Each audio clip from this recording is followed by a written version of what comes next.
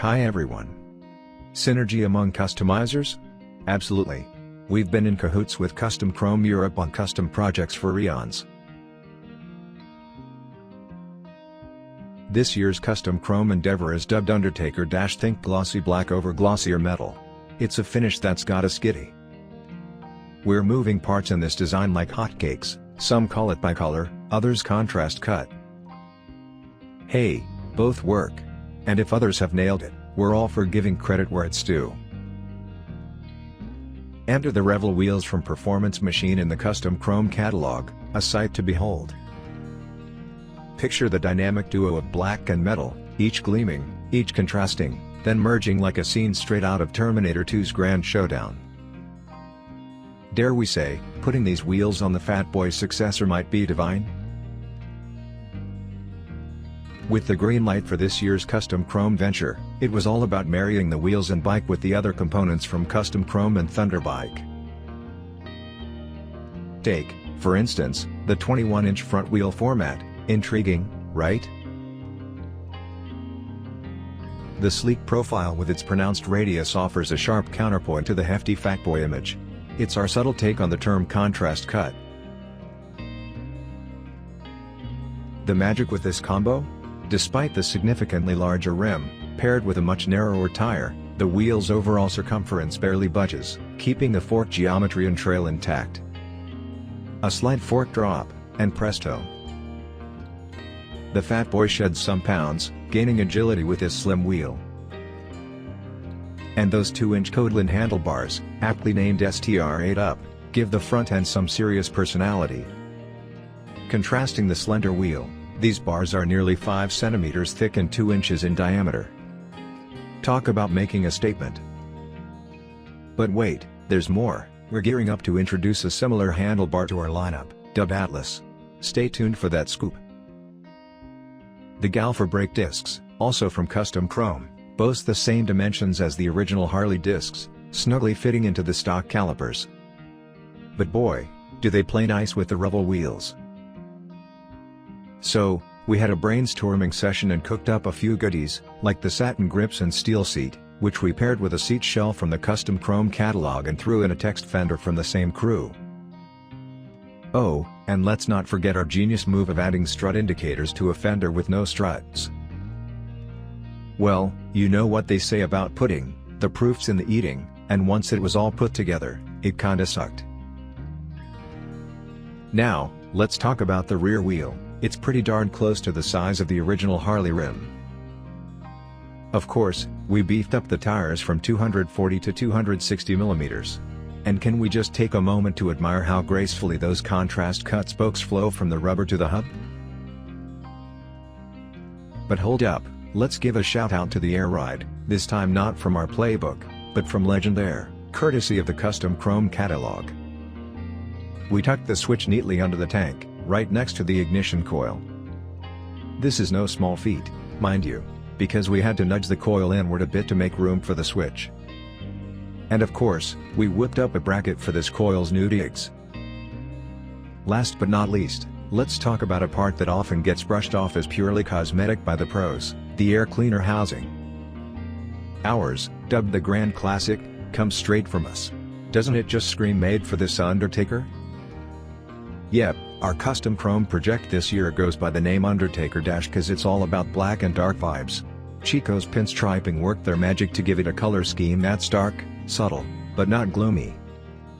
It's not exactly a neon rainbow parade, but it ain't all black either. After all, our Undertaker's metal isn't just black, it's got a hint of that bicolored flair. And with that, the journey begins. The start button's been pushed, and with the roar of Jekill and Hyde silencers, the Undertaker sets off on its grand tour through trade fairs and custom shows. You'll spot it soon enough on the Custom Chrome stages. How will you know it's ours?